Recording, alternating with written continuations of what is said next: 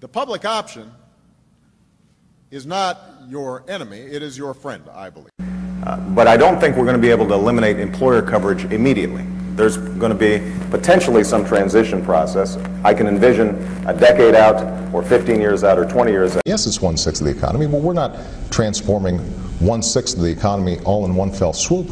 What we're saying is that for the vast majority of people who have health care, they're going to be able to keep it. This notion that this has been not transparent, that people don't know what's in the bill. Everybody knows what's in the bill. I happen to be a proponent of a single-payer universal health care claim. A single-payer health care claim, universal health care claim. That's what I'd like to see. At least we can let doctors know, and your mom know, that you know what, maybe this isn't going to help. Maybe you're better off not having the surgery, but taking the painkiller. Everybody knows that it makes no sense that you send a kid to the emergency room for a treatable illness like asthma. They end up taking up a hospital bed. It costs, you gave them treatment early, and they got some treatment and a breathalyzer, or an inhalator, not a breathalyzer. But you know what? It would cost about the same as what we would spend over the course of 10 years. It would cost what it would cost us. All right, okay, we're going to. It would cost us about the same as it would cost for about.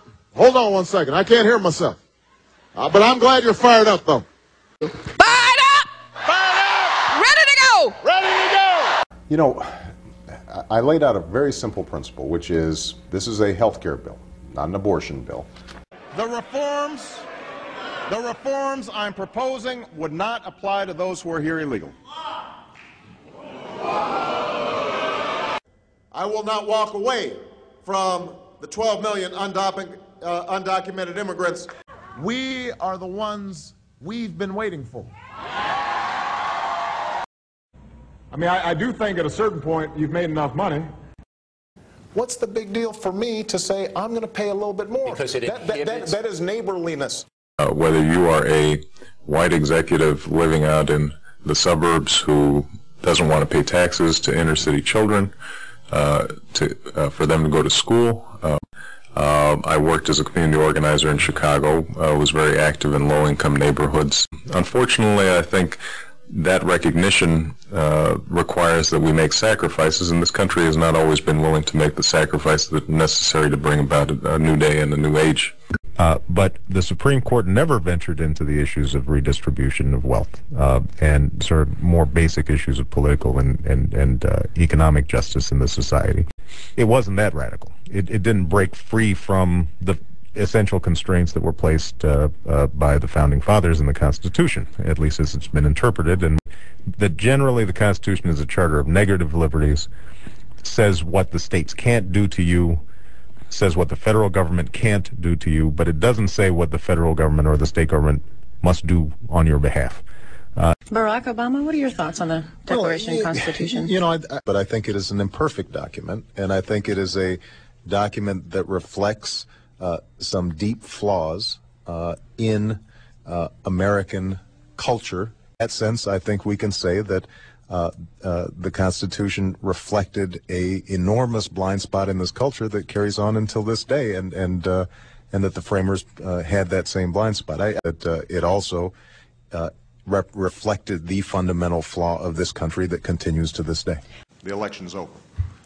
It's my firm belief that we can track terrorists, we can crack down on threats against the United States, but we can do so within the constraints of our Constitution. You may think it's Barack the bomb thrower, but it might be Barack the guy running for president.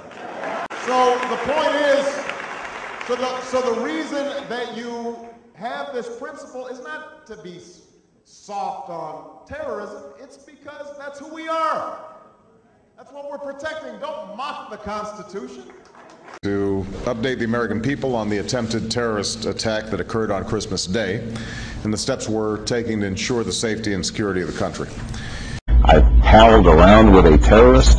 This is a guy who lives in my neighborhood, who's a professor of English, who engaged in detestable acts.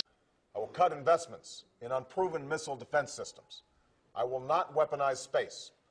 I will slow our development of future combat systems. I will not develop new nuclear weapons, and I will negotiate with Russia to take our ICBMs off hair-trigger alert and to achieve deep cuts in our nuclear arsenals. An attempted attack has been failed. It has failed because ordinary citizens were vigilant and reported suspicious activity to the authorities. Finally, New Yorkers have reminded us once again of how to live with their heads held high.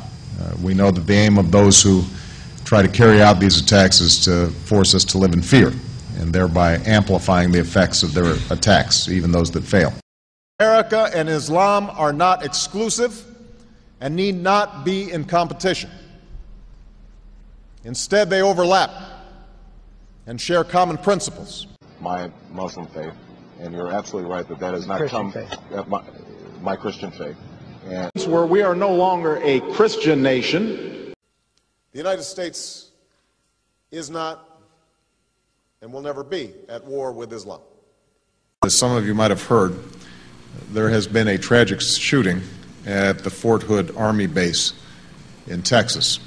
We don't know all the answers yet, and I would caution against jumping to conclusions until we have all the facts. So I've been a little amused over the last couple of days where people have been having these rallies about taxes. You would think they would be saying thank you. That's what you'd think.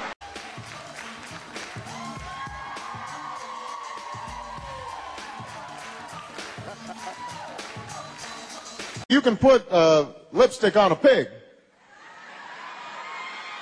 It's still a pig. The federal government is the only entity left with the resources to jolt our economy back into life.